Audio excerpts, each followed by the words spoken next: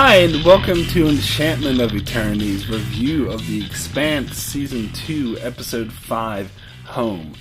This video is a part of a series of videos where I review episodes of the Expanse, so I'll have to start by giving a spoiler warning. If you haven't seen up to Season 2, Episode 5 of the Expanse, you will not want to watch this video, otherwise some things will be spoiled for you. So, wow, like, holy shit. I think The Expanse is now officially one of my all-time favorite TV shows. I was totally blown away by this episode. This episode was just amazing from start to finish, and that ending, my god, okay, I'll get into this shortly. But let me start by saying, like, I'm a bit surprised that this is like episode 5 of season 2. This seemed like a season ender to me. I haven't read the books, and maybe those who have can tell me, but this seems like this is where the first book would have ended, because I know that they said that the season 2 will cover like the end of the first book and then start to get into the second book, and it seems like this would be a natural ending point, and it's a bit surprising to me that they didn't end season 1 here, but I suppose they wanted, shorter seasons or whatever, and then they have a plan. This makes me hopeful that they have a plan, and I hope that season 2 can keep this momentum and get even better, because I can't imagine it ending any better than this, but hopefully I'm wrong and it does get even better from here on and it doesn't kind of dip, which would be a bit disappointing, but this is so good. Okay, so first off, like when I said last week I wasn't that interested in the Arrows storyline, well, totally interested now. I think the way it started, like last week's episode was a pretty good setup, but this week sort of built off that even more, because it started with Miller trapped on Arrows, and then Naomi coming up with plans to try to destroy the station and get Miller off, and you're thinking the whole time, well, that's going to work. Because last week I was thinking, I thought that Miller was actually going to die when that Mormon ship was going to ram the Arrows, but when that didn't happen, I'm like, they can't commit to killing off Miller, they're going to keep him around. Well, apparently not. Apparently they can't commit to killing off Miller, and I'll get into that a bit, because who knows that Miller's actually dead, because we thought Julie Mao was dead, and we get her in this episode, so who knows if we'll see Miller again. I don't know. Those who read the books will know the answer, but don't tell me, because I don't want to know. Find out next week. But when Arrows hit Venus, I'm curious, if I saw, did one of those missiles hit it? Did the Fred Johnson redirect the missiles to hit? I don't think so. I think I'm just, I thought I saw a missile hit it, but I think it would just impact it on the planet. And now, if that was the case, then I think the proto-molecule is still alive, because this is what it wanted to do. It's not committing suicide. Its plan was originally to hit Earth, and when Miller tried to convince Julie Mao not to go to Earth, she's like, but we have work to do, and Miller's like, no, you can do your work on Venus. The work will continue. So that says to me that the proto-molecule is still following through with its plan. It's just going to do it on Venus, where it's not going to kill an entire population of people rather than Earth, but it's still going to progress and grow in some way. And if we're going to assume that Miller and Julie Mao are now part of the proto-molecule, then perhaps Miller will still be around in some fashion. I don't know, technically couldn't survive an impact like that, but you never know with science fiction.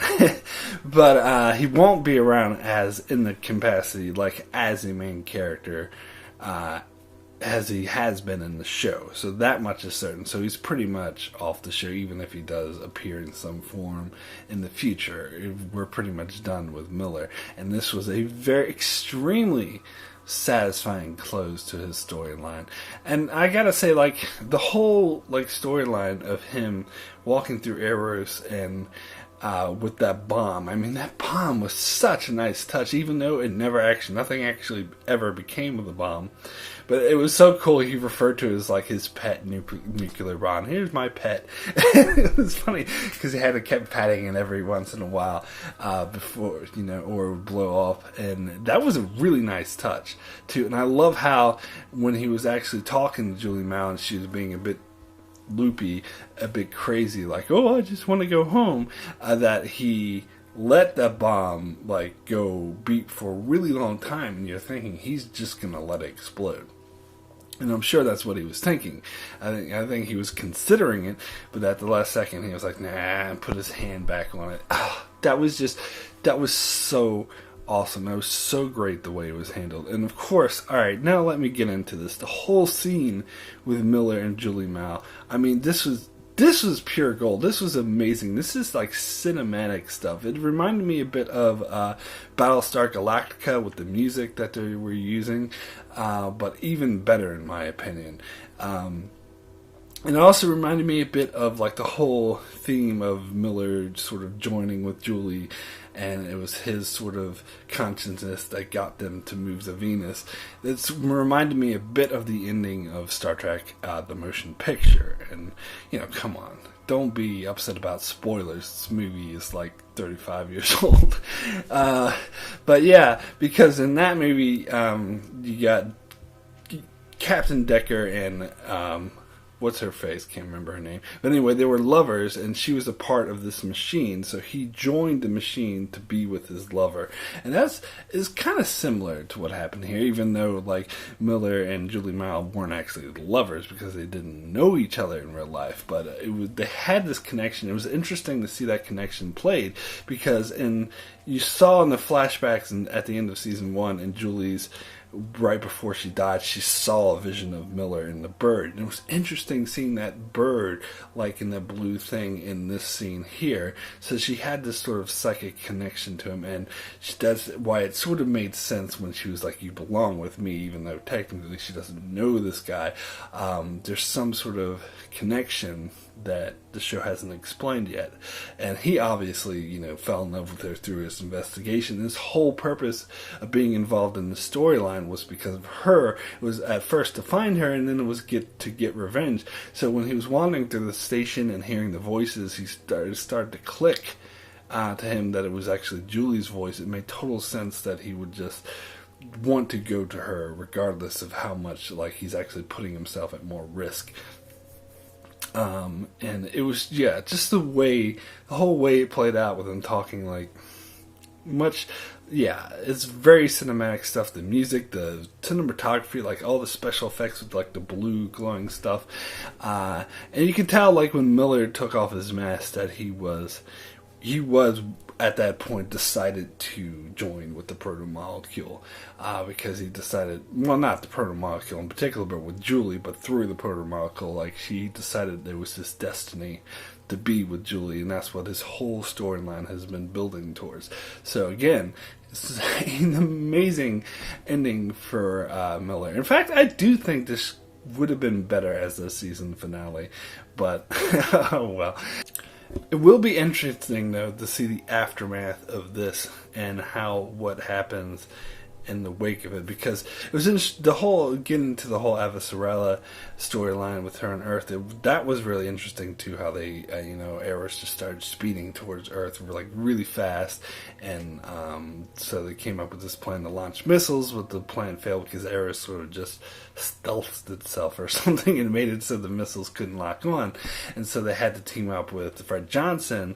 And it was interesting that Avasarala stuck her head out for him, and it's like, oh well, let's trust him. We can trust Holden. And she's like, and I wonder if this is going to bite her in the ass because, well, it's interesting because when Holden, they had to give up and stop chasing the asteroid and just trust Miller could do his thing. It was interesting that he's like, just let the missiles go. And Fred Johnson was like, well, Earth is going to think this is all a scheme. They're going to blame it on us. They're going to think this is a scheme to steal the missiles. And here's how I look at it. I think, like, to me, thinking about it, like, if the missiles just explode harmlessly in space, or if somehow they give control back to Earth, then that will convince Earth it wasn't a scheme for Fred Johnson to steal the missiles. But if he does actually steal them and use them to blow a target, or they disappear and can't be found, then Earth will think it was a scheme for him to steal the missiles. So I think the smart thing for him to do would be to return to just either destroy the missiles harmlessly in space, or somehow return control to Earth. But I have a feeling like he had his first, his number one, his second in command there, and she was obviously very, impressed with the power of these missiles, and he told her to do something with the missiles. So I have a feeling that she might be doing something with the missiles to further their goals, and if that's the case, then he would just screw Fred Johnson up, because then if she does do anything like that, or steal the missiles or anything, then Earth will pretty much want to go to war with them, and that will totally fuck up the relations. And what would that do for Ava Sorella, who stuck her head out for him and vouched for him?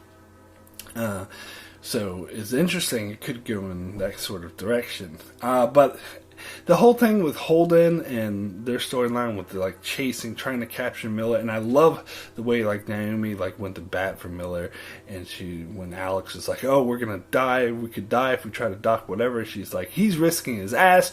We need to do the same." That was awesome, and it was awesome the way that Holden was they had to strap in and chase them, go really fast, and have all these G's. I love, this show uses hard science fiction to an advantage, because it has it's realistic rather than just going warp drive and step on the gas and it's fine. You see the effects of trying to go this fast, and they say how it could literally kill them. But it was interesting that they did sort of, at the end, they trusted Miller when he said, "Just stop following me. I can do it," because they knew that if they did follow them, they would probably just die and not succeed anyway. So if Miller had another plan, then it probably had a higher chance of success, because the one they had would result in them all dying and probably wouldn't work. So that made sense. And it was also, of course, touching when they were all drinking, a toast to Miller as, the asteroid, clashed with Venus. That was just, great episode. Not much more I can say about it. Absolutely loved it. So I'll give my rating out of 10, and if you haven't guessed, my rating out of 10 is a 10, the best. Oh my god, this episode was it was so amazing. It blew my mind. I wanted to watch that final scene with Miller and Julie Mao, because that was the best conclusion they could have came up to that storyline. Just the whole way it played out, the tension with the arrows speeding towards Earth. This episode was a pinnacle in storytelling. I gotta say, The Expanse is one of my all-time favorite shows now. Maybe it's hyperbole. I don't know. They could fuck it up if it sort of goes downhill after here. But this whole season has been such good quality. I have faith in the show to continue this amount of quality, even if the next episode isn't as good as this one, which it probably won't be, because it can't keep up this momentum. They have to, next week's got to sort of take a breath and sort of start to set up the next storyline, which is good. That's great. It's what I'm expecting. Hopefully the finale of season 2 can be this good. I don't know. We'll see. But I have faith in this episode, this show, I'll just say, because, I'm totally blown away with everything I've seen in season 2 so far. So, that's it for my review of The Expanse, season 2, episode 5. Be sure to check back here. Not every week, but as much as I can, I will review episodes of The Expanse. Also, be sure to check out my channel, where I do videos for many other shows like Game of Thrones, Star Trek, Black Sails, The 100, and more. So be sure to subscribe so you can keep up with all that. Thanks a lot for watching.